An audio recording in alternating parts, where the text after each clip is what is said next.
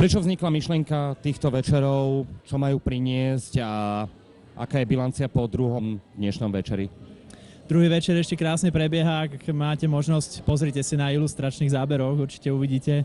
Atmosféra vynikajúca, vynikajúci ľudia, veľa krásnych tvári, známych tvári, vynikajúci mediálni partneri. Takže ďakujeme. A bilancia vynikajúca nielen po dnešnom, ale aj po minulom eveningu.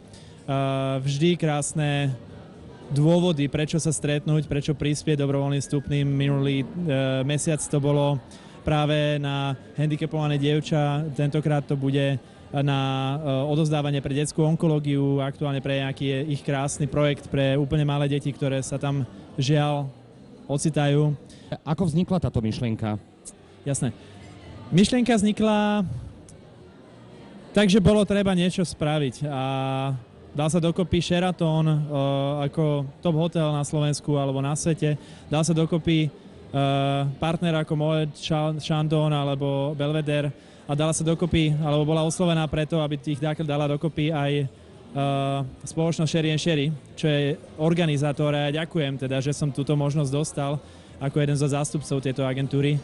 A mali sme vytvoriť niečo nevšedné, niečo špeciálne a vymysleli sme Sheraton Evening, ktorý každý mesiac prináša iná osobnosť. Dneska je to pán Feldek, predtým to bol vynikajúci pán Čerep, fotograf. Budúci mesiac 12.1. vás pozývame na Sheraton Evening od Lidie Eckhardt. Takže krásna fashion show, krásne veci, ktoré sa tu budú dať vidieť. A samozrejme, myslím, že aj tie očakávania, aj ten zámer, aj ten cieľ, ktorý sme si stanovili, tak sa pomaly krásne plní a ďakujem, že sme mali tú možnosť. Takže ešte raz ďakujem. Existuje svet virtuálny.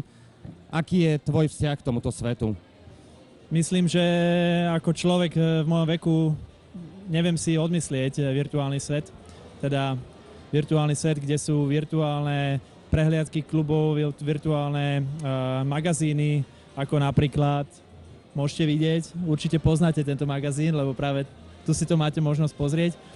Spravili sme práve s týmto partnerom krásnu virtuálnu prehliadku, ktorú odporúčam každému baru, každému klubu, každej reštaurácii, lebo treba si to pozrieť a sami uvidíte prečo asi. Takže virtuálny svet, treba to priznať, nežijeme iba realite, ale aj v virtuálnom svete a preto aj Ambers Bar si zvolil, aj Sheraton Evening si zvolil túto prezentáciu.